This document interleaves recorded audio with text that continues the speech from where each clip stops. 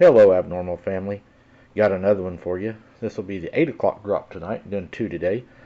Don't forget to smash that like button and give me a comment. It makes a big difference. Let's see if we can get those likes really high. Each one of you count. Let's see how high we can get the likes on this video, guys. A close family friend of ours is an English teacher on the Navajo Nation outside of Tuba City. The subject matter is extremely taboo there. However, the children don't quite understand the taboo nature of these types of stories yet, and as such are more apt to talk about them, especially to outsiders. A student of mine had missed a couple of days of school, so when he finally came back on Thursday, I asked him to hang back for a couple of minutes so I could make sure he was doing okay.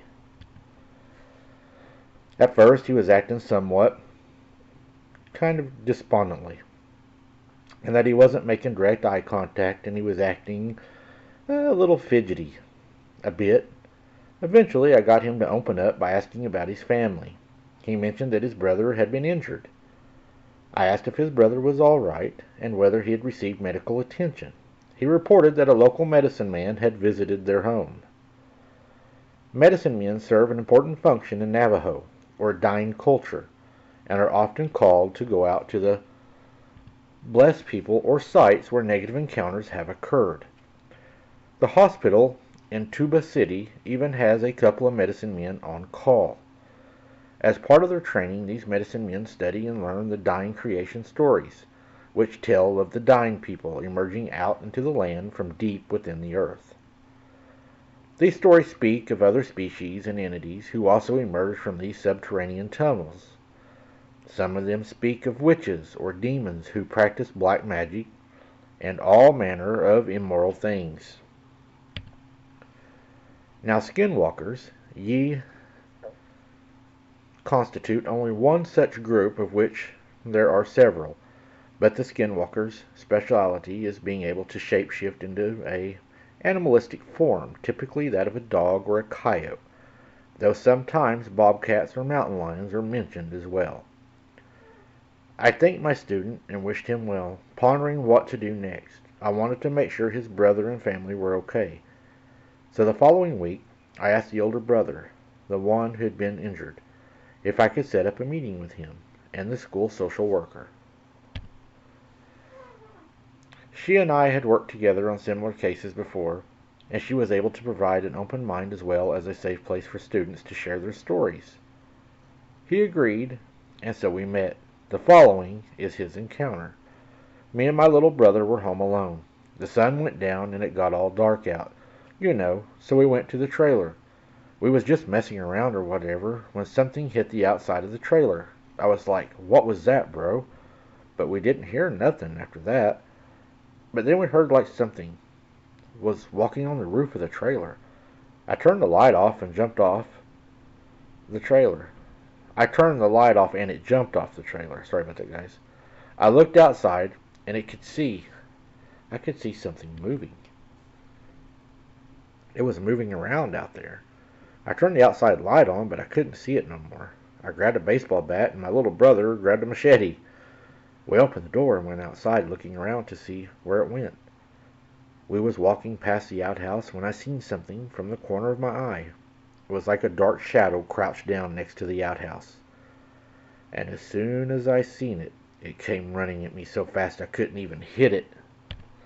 It knocked me down and my little brother tried to hit it with the machete, but it was too fast. It ran off behind the trailer and jumped up, and me and my bro ran back inside. My bro was freaking out, and when I looked down I seen my shoulder was bleeding. I looked outside again and I seen the thing standing outside. But what messed me up though was it was like this coyote dude. Like he looked like a coyote, kinda, but it was like this dude standing up and looking back at me. Hard to explain. I got all freaked out, but I was like frozen and I couldn't look down or nothing. He was just staring at me, but then it looked like he kinda smiled or something. Then he started walking toward the trailer, but he was still looking at me and his eyes were all shiny like when you see a dog at night. At this point, the boy was having a hard time talking, but we could tell that he didn't want to cry in front of us. I asked him if it looked like a person wearing a coyote pelt. It was like he was a coyote, kinda, but his arms and his legs were like a dude, but his body and head and stuff looked like a coyote. I asked him if it had a tail. He replied, I couldn't really see no tail, but he had black claws on his hands. I asked him if he felt comfortable continuing with his story. He seemed to be very upset, and the counselor was kind of giving me the look to slow down on my questioning. Anyways, so this dude was like walking toward the trailer, and I thought he was going to come in and kill us or something, but my little brother grabbed me down from the window, and I felt like I got unfrozen or something. I could hear that thing outside scratching on the side of the trailer. We heard some res dogs start barking and a light through the window like someone was driving up the road. I looked outside again, and there was a couple of res dogs chasing a truck down the road, and I could see the coyote dude, and he disappeared. He ran and hid behind the bush. I asked him if the truck stopped or if it seen the dogs, or if the dogs had scared it off. Could this be a skinwalker? I told him not to say that word. We don't mention that word. I don't know if the dog seen it or whatever, but yeah, it was my uncle. And when he pulled up, we ran outside and jumped in his truck. We thought maybe the thing was hiding under the trailer.